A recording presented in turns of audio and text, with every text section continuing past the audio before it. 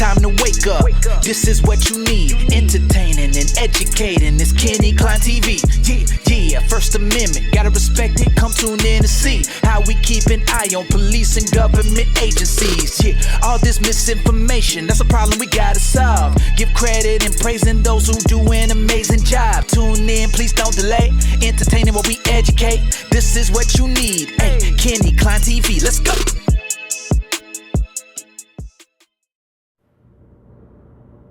What's up, guys? Hope everyone is having a great day. If you're new to the channel, welcome. And if you're coming back, welcome back. And if you have yet to subscribe, please go ahead and hit that subscribe button. Alright, so today we are taking another look at Reddit. Here's another Reddit story, and as you can see the image here, it involves a mallet. In fact, a guy knocks himself out with a rubber mallet after slashing somebody's car tires. Can you believe that? Sounds like something an auditor would do or have happened to them, right? Or maybe we wish would happen to some of them. Let's go ahead and get into it. A very good friend of mine I've known for more than a decade reached out after radio silence for 6 months.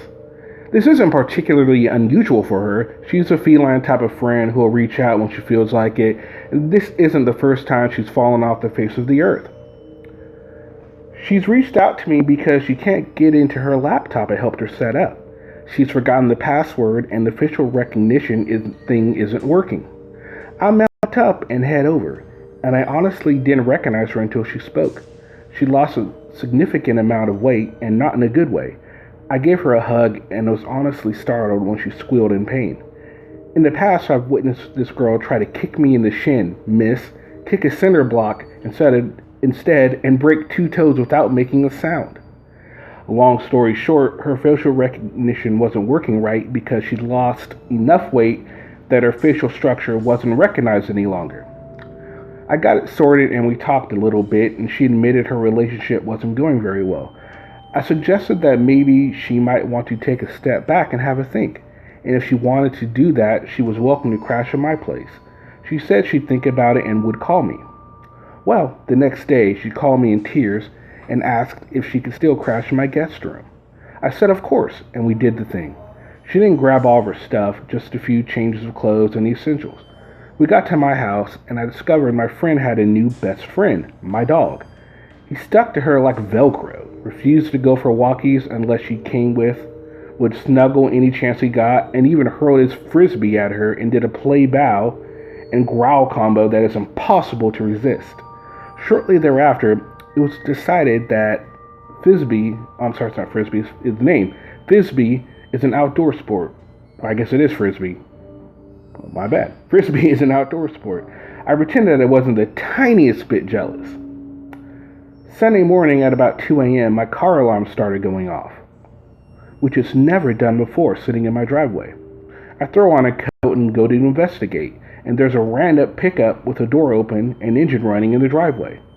Getting closer to my car, which had all 4 tires slashed, I saw a man flat on his back unconscious. There was also a rubber mallet laying not far from his hand and a smudge on my window. What followed probably made the 911 operator's night. 911, please state the nature of your emergency. Hi, I'm Ulfer, and I'm located at 1234 Not Doxing Myself Avenue. Could you please have police and an ambulance respond to my location as soon as possible? We can do that. Could you provide a little more information?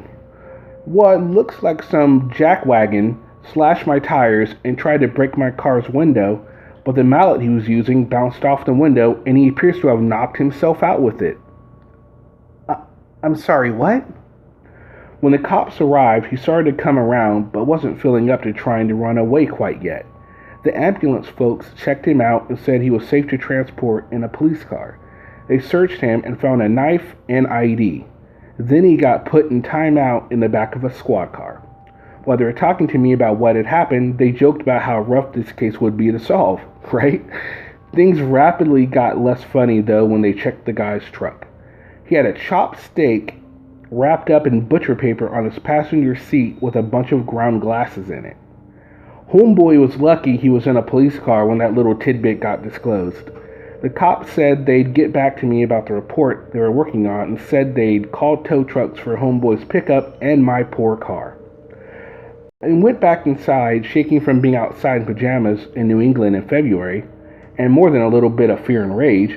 My friend was waiting inside and wanted to know why her boyfriend's truck was in my driveway and what the hell that was all about. I didn't think I could keep my temper at that moment, so I just scooped up my pup and snorkeled him until he stopped struggling and just did a kind of whimper. He'll only accept snorkels on those terms, but I'm bigger than him. Then I told my friend that her boyfriend messed my car all the way up and had a nice yummy steak with glass in it for the dog. She said, "I'm sorry, what?" In the following discussion, several things came to light. One, my friend gave her boyfriend my address because she thought he was worried for her safety and wanted to know where she was.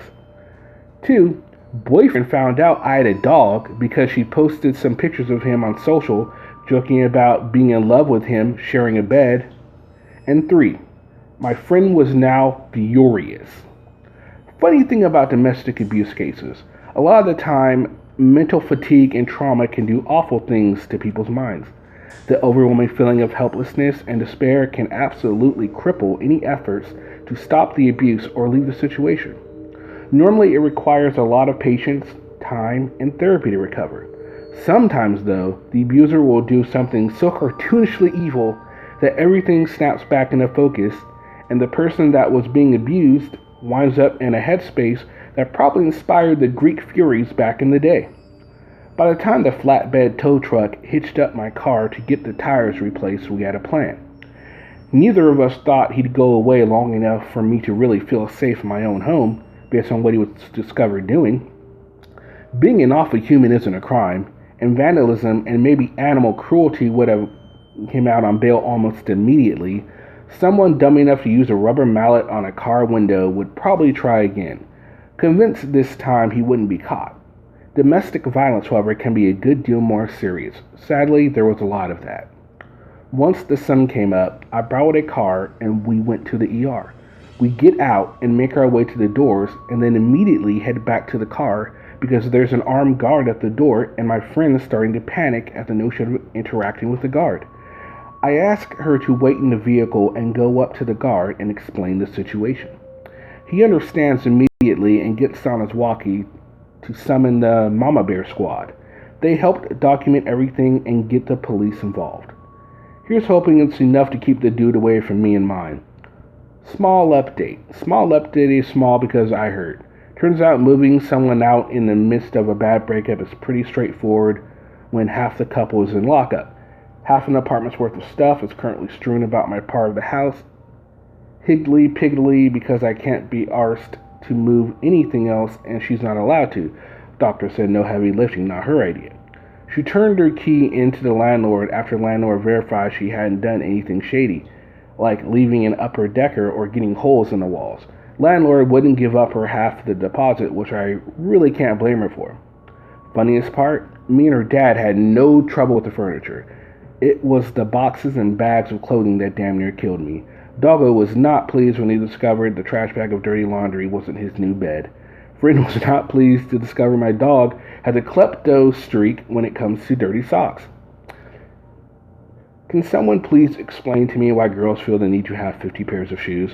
Nowhere in the charges or bill yet. I'm keeping a close eye. Alright, so there you go. And when it's updated, I'll let you guys know, what happened. But I just thought that was really hilarious. So he came in, the boyfriend obviously is just an idiot, and he thought, I'm going to slash this guy's tire, and he was going to use a rubber mallet on the windows, knocks himself clean out, gets caught, and then gets locked up. Hilarious. What do you guys think? Let me know in the comment section. Alright guys, I hope you all have a great rest of your day, and we'll see you again with another video. Peace. We've only just begun.